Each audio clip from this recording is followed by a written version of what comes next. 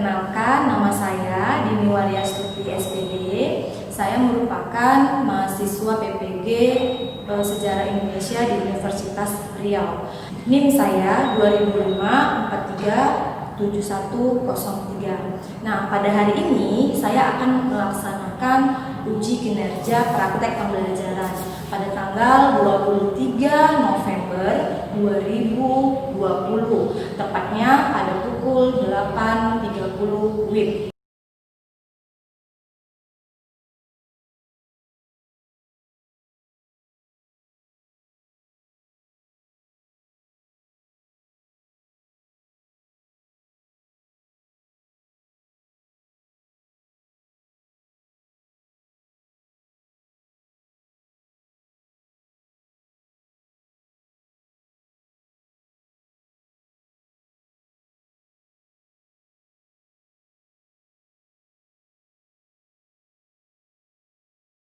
Assalamualaikum warahmatullahi wabarakatuh. Selamat pagi seluruh siswa-siswi SMA Pancadudi Medan kelas 12 NIA 1 nih ya. Nah, selamat berjumpa kembali dengan saya Ibu Dini Waryastuti dalam mata pelajaran Sejarah Indonesia. Pada hari ini saya berkesempatan untuk melaksanakan uji kinerja PPG secara daring melalui kegiatan pembelajaran. Nah, jadi di sini ini saya gunakan tanda pengenal untuk kartu peserta ujian UKIN tadi. Jadi saya berharap untuk kelas 12 NIA 1 dapat mengikuti proses pembelajaran pada hari ini dengan baik. Ini tanggal 23 November 2020 ya Nak ya, hari Senin pukul 8.30 kita start untuk mulai pembelajarannya. Oke, siap Nak? Halo, suaranya 12 NIA 1. Oke, mantap. Nah, udah pada sarapan semuanya. Saya harap kita semangat untuk belajar dan berkegiatan pada hari ini. Oke, sebelum mulai pembelajaran, silakan dulu Bang Ips, ketua kelas, pimpin dulu doanya untuk memulai pembelajaran kita pada hari ini, Nak. Sebelum kita mulai pembelajaran, marilah kita berdoa. Doa dulu.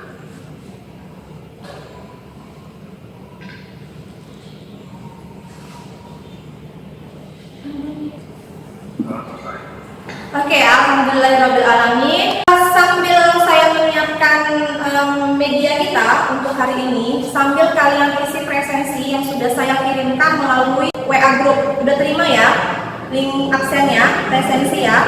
Nah, jadi untuk sekretaris, jika memang ada yang tidak hadir atau berkendala hadir pada hari ini dengan alasan tertentu, sakit atau izin, silakan kamu tuliskan juga Nak di situ Nak. Keterangannya seperti apa? Oke ya? Oke, Miss. Oke, terlihat apa yang di layar Nak? Terlihat? Sudah terlihat? Lagi loading. Oke. Udah, Miss, sudah kelihatan. Ya, berarti aman ya semuanya ya, koneksi internetnya ya. Ada yang punya masalah untuk jaringan internet? Aman ya? Nah, sambil diaktifkan Nak kameranya on cam. Ini adalah materi kita untuk pertemuan kita pada hari ini, kebijakan politik Indonesia pada masa Orde Baru. Nah, jadi kita mau membahas yang semua di dalam kotak-kotak ini. Nanti ada kita bahas kompetensi dasarnya seperti apa, indikator, tujuan pembelajaran, sampai kepada kuis. Kita akhiri dengan evaluasi. Oke, kita lihat langsung ke kompetensi dasarnya. Langsung kompetensi dasar apa yang mau kita pelajari pada hari ini. Nah, berdasarkan kurikulum nasional untuk masa pandemi saat ini, kita masuk kepada KD KI 3, kompetensi dasar KI 4. Itu ada merupakan penelitian sederhana tentang perkembangan kehidupan politik dan ekonomi bangsa Indonesia pada masa Orde Baru dan menyajikannya dalam bentuk laporan. Oke. Nah, dari kompetensi dasar tadi, kita mau ambil indikator untuk hari ini. Poin-poin penting apa yang wajib kamu kuasai?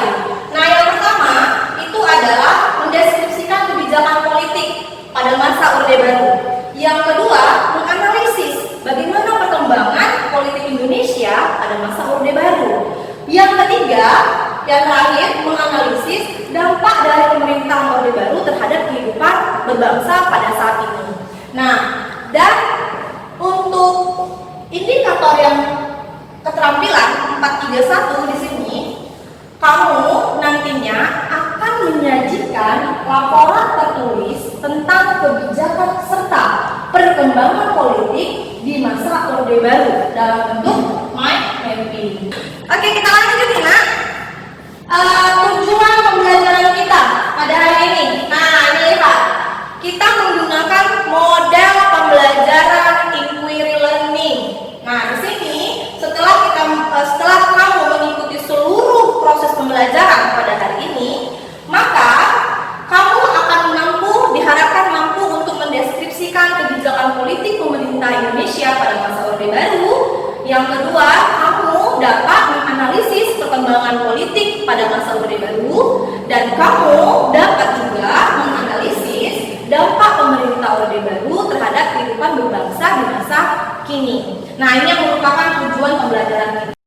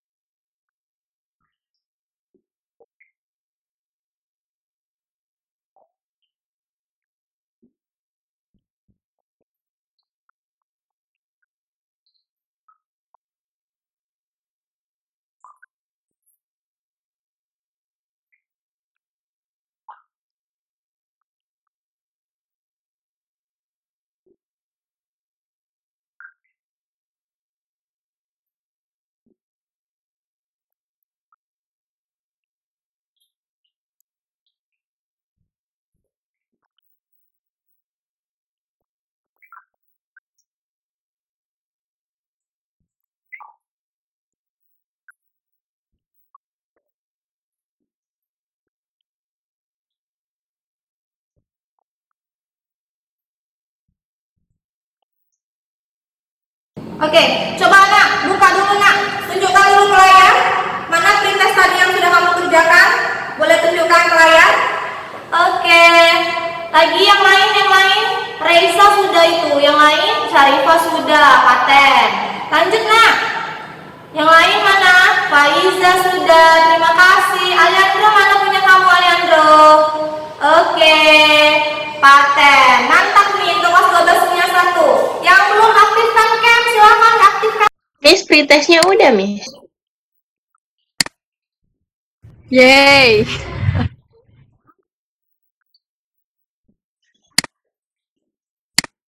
Oke, Miss. Nah, kita lanjut kepada peta konsep. Jadi peta konsep inilah yang menggambarkan materi kita pada hari ini. Nah, materi kita secara garis besarnya adalah Indonesia masa Orde Baru. Dimulai dari latar belakang runtuhnya Orde Lama, masa demokrasi terpimpin, ya kan? Salah satu faktor penyebabnya adalah peristiwa G30S. Nah, di sini akhir dari pemerintahan Orde Lama melahirkan pemerintahan Orde Baru. Yang akan kita bahas adalah kebijakan politik dalam negeri, luar negeri, serta dampak dari apa yang dilakukan pemerintah dalam hal bidang politik. Oke? Nah, itu dia. Nah, Orde Baru, kehidupan politik bagaimana ya? Kita lihat.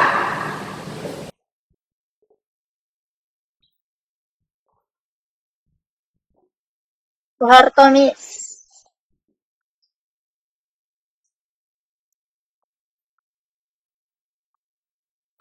Memimpin masa Orde Baru selama 32 tahun.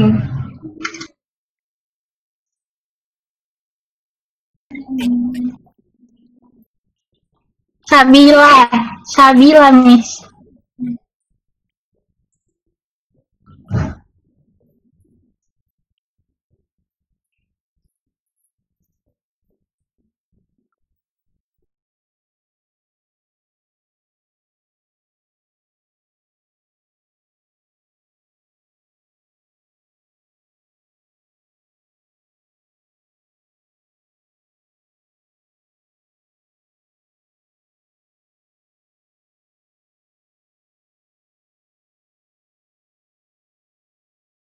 Nah, ini ada yang harus kita garis bawahi mengenai pengertian masa Orde Baru.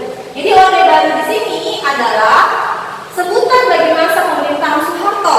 Seperti yang di foto tadi ya, Pak Soeharto menjalankan Pancasila dan Undang-Undang Dasar 1945 secara murni dan konsekuen.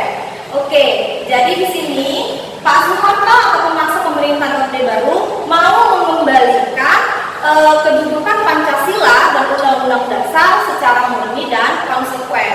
Jadi tidak lagi ada kebijakan-kebijakan yang menyimpang dari yang dua tadi, dari Pancasila ataupun Undang-Undang Dasar 1945.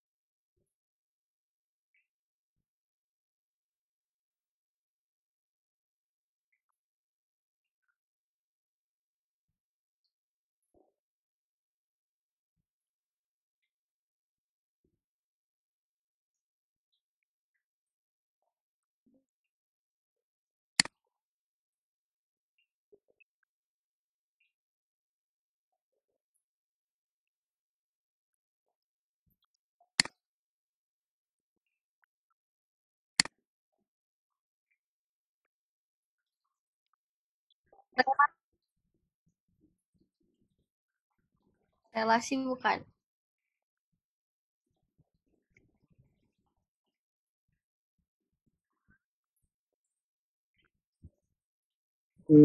Kekuasaan oligarki itu kali ya.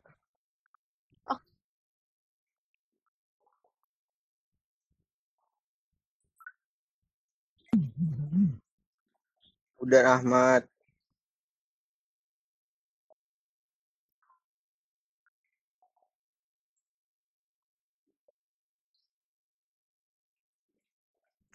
Pokoknya orang itu masih saling berdekatan. Maksudnya kekuasaan di sebuah daerah itu masih kekuasaan mereka. Maksudnya masih dikendalikan lah sama keluarga itu.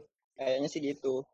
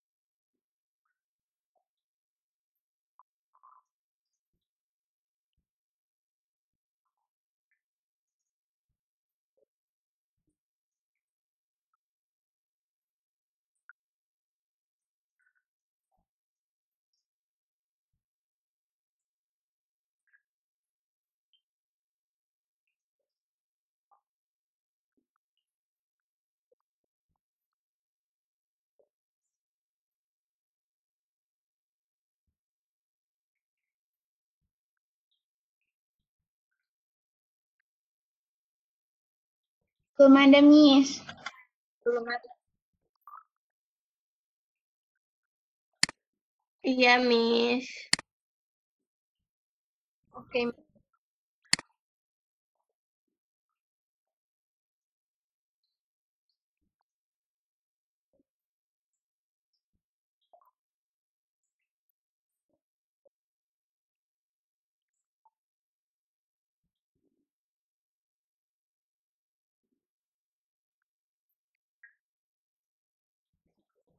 Aman, Miss.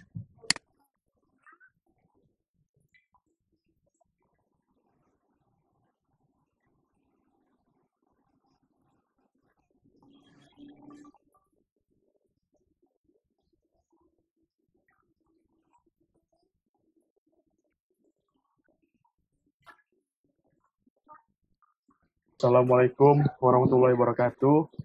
Kami dari kelompok 4 ingin mempresentasikan tentang kebijakan politik pada musim Orde Baru. Selanjutnya, rekan saya akan menyampaikan materinya. Silakan.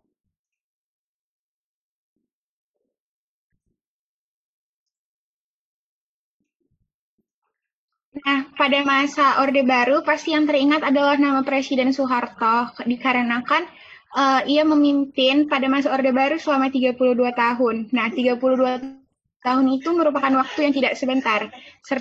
Selama masa kepemimpinannya, banyak pengaruh terhadap negara kita ini, mulai dari kebijakan politik. Nah, kebijakan politik sendiri terbagi dua, yaitu kebijakan politik dalam negeri dan kebijakan politik luar negeri.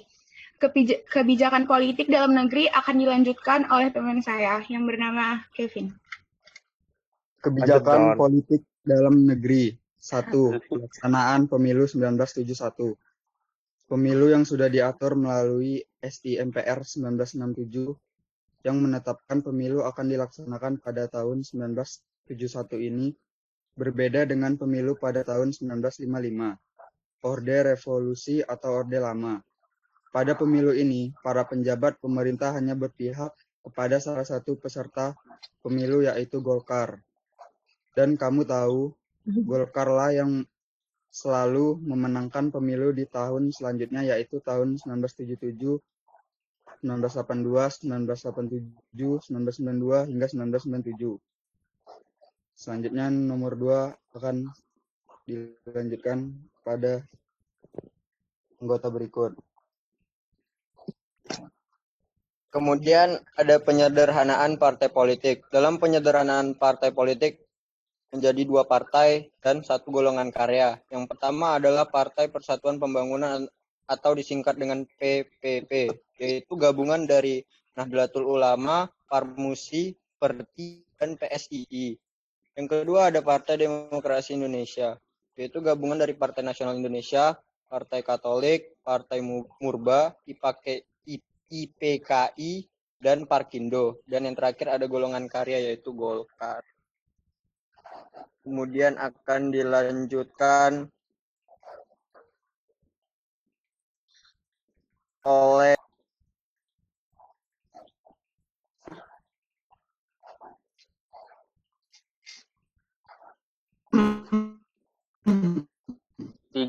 juga peran ganda ABRI sebagai kekuatan pertahanan keamanan dan sebagai kekuatan sosial politik. Sebagai kekuatan sosial politik, ABRI diarahkan untuk mampu berperan secara aktif dalam pembangunan nasional. ABRI juga memberi minat. 4. Pedoman penghayatan dan pengamalan Pancasila. Pedoman penghayatan dan pengamalan Pancasila atau P4 atau Eka Prasetya Pancakarsa bertujuan untuk memberi pemahaman kepada seluruh lapisan masyarakat mengenai Pancasila. Semua organisasi tidak boleh menggunakan ideologi selain Pancasila. Bahkan dilakukan penataran P4 untuk para pegawai negeri sipil. Sekian presentasi dari kami. Kami lanjutkan ke sesi tanya-jawab. Kami persilakan kepada teman-teman untuk bertanya. Oke, silakan Mak. Untuk peserta selain kelompok 4 mengajukan pertanyaan mungkin menarik ya untuk materi kelompok 4 ini ya. Karena di sini tadi seperti yang disampaikan sama Bahis terakhir tadi bahwasannya untuk membentuk pemahaman yang sama mengenai Pancasila itu dibentuk yang namanya P4, dilaksanakan P4. Nah, itu dia. Itu salah satu kebijakan yang luar biasa menurut saya pada masa pemerintahan Orde Baru. Oke, yuk. Satu pertanyaan saja boleh. Silakan.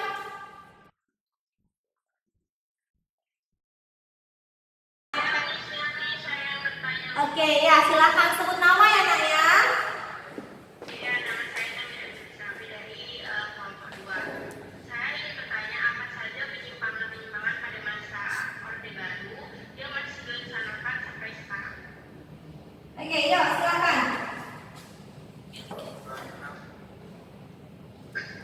Apakah penyimpangan yang dilakukan pada masa Orde Baru yang sampai sekarang masih dilakukan? Nah, penyimpangan pada masa Orde Baru itu salah satunya maraknya terjadi korupsi dan nepotisme atau kampanye di pemerintahan. Nah, sampai saat ini kampanye itu tetap ada di Indonesia itu Oke, terjawab Nak. Pertanyaannya? Boleh sayang, boleh. Silakan. terus apa aja yang sudah diatasi buat korupsi dari masa sekarang? Oke, jadi ini tadi saya bertanya. Oke, Namira Bilkis. Oke, paham ya maksud pertanyaan Namira ya, kelompok 4 ya. Jadi menyambung dengan pertanyaan yang pertama tadi, kalian jawab tentang KKN. Jadi upaya apa yang dilakukan pemerintah saat ini untuk mengatasi permasalahan itu? Nah, dia kembali kepada yang kekinian. Oke, nah silakan. Yuk. Kelompok 4.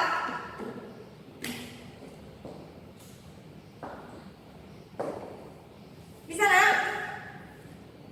Banyak dong tentunya upaya yang dilakukan, tidak hanya dari pemerintah saja dong ya Nak. Kalau hanya pemerintah saja yang oke. Untuk saat ini upaya pemerintah itu melaksanakan edukasi dan kampanye. Nah, itu sendiri merupakan strategi pembelajaran pendidikan anti korupsi dengan tujuan membangkitkan kesadaran masyarakat sendiri mengenai dampak dari korupsi tersebut, yaitu dengan cara mengajak masyarakat untuk terlibat dalam gerakan pemberantasan korupsi serta membangun perilaku dan budaya anti korupsi. Tidak hanya bagi mahasiswa, pelajar, dan masyarakat umum, namun juga anak-anak usia dini, kanak-kanak dan sekolah dasar diajak untuk melakukan pembelajaran pendidikan mengenai anti korupsi tersebut agar korupsi di Indonesia dapat diatasi. Oke, terima kasih. Itu siapa tadi yang jawab untuk dari kelompok 4?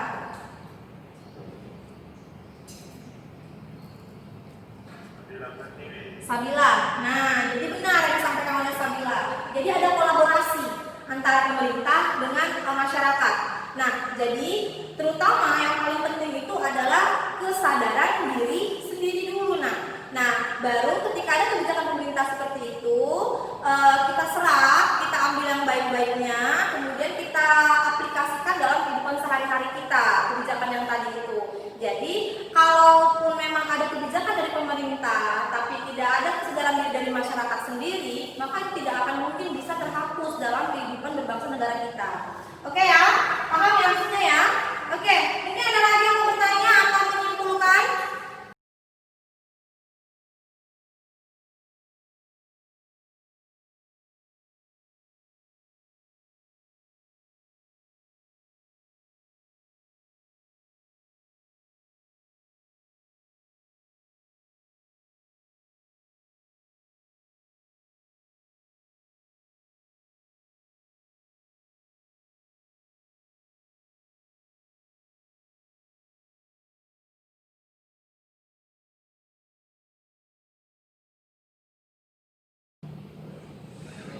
Oke, yuk silakan. Budan lagi. Oke, Budan. Kesimpulan pada materi hari ini, kehidupan politik pada masa Orde Baru itu memiliki kebijakan-kebijakan politik dari dalam maupun luar negeri, sehingga terkadang pun masyarakat masih ada yang memiliki kontroversi terhadap kepemimpinan pada masa Orde Baru. Ya. Oke. Nah, terima kasih ya Nak. Terima kasih udah sudah menyimpulkan materi kita pada hari ini. Nah, yang terakhir, untuk memantapkan pemahaman kamu mengenai materi ini, nah silakan kamu kerjakan kuis ini. Oke? Nah, itu linknya nanti setelah ini langsung coba kamu kerjakan. Untuk kuis ini akan saya kirim linknya melalui WA group. Oke Nak? Oke, ini kata Kakak Soeharto. Rasa syukur, ini kan rasa syukur yang paling tepat adalah dengan jalan mempertahankan kemurnian, cita-cita kemerdekaan, dan bekerja keras membangun bangsa ini sebagai pengisian kemerdekaan. Nah, jadi untuk mengisi kemerdekaan bukan hanya para pejuang kita yang telah gugur di medan perang, tetapi kamu sebagai generasi penerus bangsa itu juga wajib dan bertanggung jawab dalam mengisi kemerdekaan. Caranya bagaimana? Menjalankan, mempertahankan kemurnian cita-cita kemerdekaan bangsa Indonesia. Salah satunya adalah mengamalkan Pancasila dan Undang-Undang Dasar 1945. Nah, itu yang merupakan dasar dari negara kita. Tetap harus kita jalankan secara murni dan konsekuen. Oke, nah saya mau mengingatkan kembali Nak, untuk belajar mandiri di rumah, silakan nanti kamu buka e-modul mengenai Orde Baru. Jadi di dalam e-modul ini ada materi kita secara keseluruhan, ada juga video-video pembelajaran di situ. Jadi e-modul ini bisa kamu gunakan untuk pembelajaran secara mandiri di rumah. Jadi mudah-mudahan meskipun pembelajaran kita dilakukan secara daring, pembelajaran jarak jauh dilakukan secara daring, mudah-mudahan kamu semua kelas 12-1 tetap dapat mengikuti kegiatan pembelajaran dengan baik sehingga ilmunya itu tetap lengkap.